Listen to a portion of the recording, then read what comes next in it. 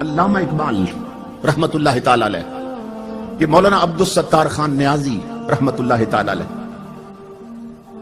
جن کے ساتھ حاجی صاحب بھی اٹھتے بیٹھتے رہے، حاجی احمد خان مرحوم، تو انہوں نے یہ خود بات مجھے بتائی۔ وہ فرماتے ہیں، چونکہ علامہ اقبال کے وہ پرانے ورکروں میں سے تھے، وہ فرماتے ہیں کہ میں علامہ اقبال کے خادم سے ملا جس کی پوری زندگی علامہ اقبال کی خدمت میں گزری۔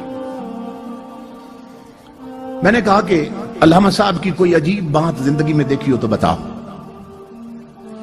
تو مولانا کہتے ہیں کہ اس نے کہا کہ زندگی میں اقبال نے مجھ سے وعدہ لیا تھا کہ بیان نہیں کرنا، اب چونکہ فوت ہو چکا اس لیے آپ کو بتا دیتا ہوں۔ بات یہ تھی کہ میں رات کو سویا ہوا تھا، 2-3 بجے کا وقت ہوگا رات کے، پچھلا پہر تھا۔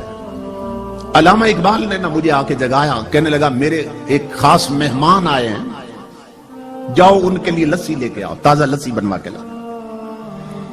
کہتا ہے میں آنکھیں ملتا ہوا اٹھا، میں حیران ہوا بھی اس وقت لسی کہاں سے ملے گی،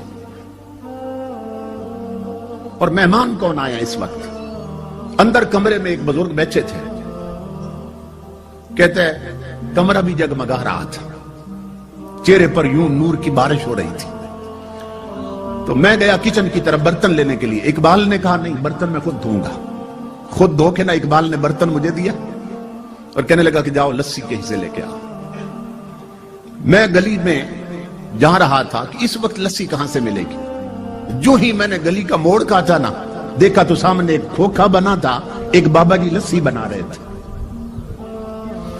میں حیران ہو گیا کہ یہاں نہ پہلے کھوکھا تھا نہ یہ کبھی بابا دیکھا، یہ راتوں رات یہ کھوکھا کیسے بن گیا، اور دل میں خوش بھی ہوا کہ کام قریب سے ہو گیا۔ اب یہ سو تحقیق کریں گے یہ کھوکھا کس نے بنایا۔ کہتا ہے میں نے انہیں کہا، میں نے کہا 2 جار کے علاج مجھے لسی بنا دے۔ انہوں نے لسی بنا کے دی۔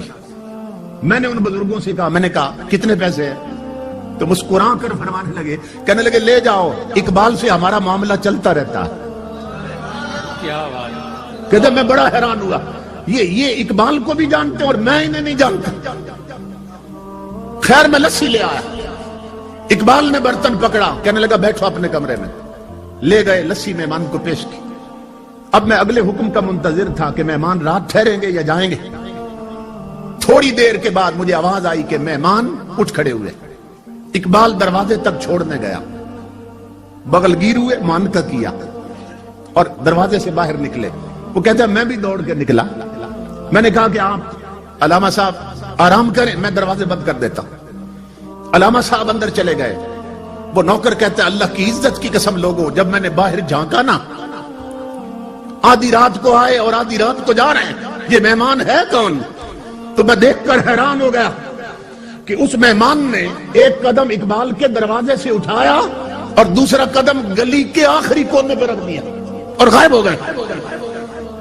میں دوڑ پڑا پیچھے کہ اتنی عجیب شخصیت اور اتنا بڑا قدم میں نے زندگی میں نہیں دیکھا، یہ کون ہے، کہاں گئے؟ کہتا ہے جب میں گلی کے کونے پہ پہنچا تو حیرت میں اضافہ ہو گیا کہ نہ وہ کھوکھا تھا نہ وہ بابا تھا، مہمان بھی غائب، کھوکھے والا بھی غائب۔ وہ نوکر کہتا ہے میں پلٹ کے آیا، میں اقبال کے قدموں پہ گر گیا۔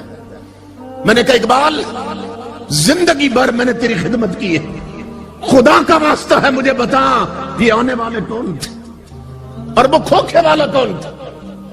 میں جب بہت رویا تو اقبال نے کہا ایک شرط پہ بتا دیتا ہوں کہ میری زندگی میں راز فاش نہیں کرو گے۔ میں نے کہا میں قسم کھاتا ہوں۔ اقبال نے کہا سن میرے دوست، اللہ کی عزت کی قسم، جو آئے تھے وہ غریب نواز تھے اور کھوکھے والے داتا علی حجویری تھے۔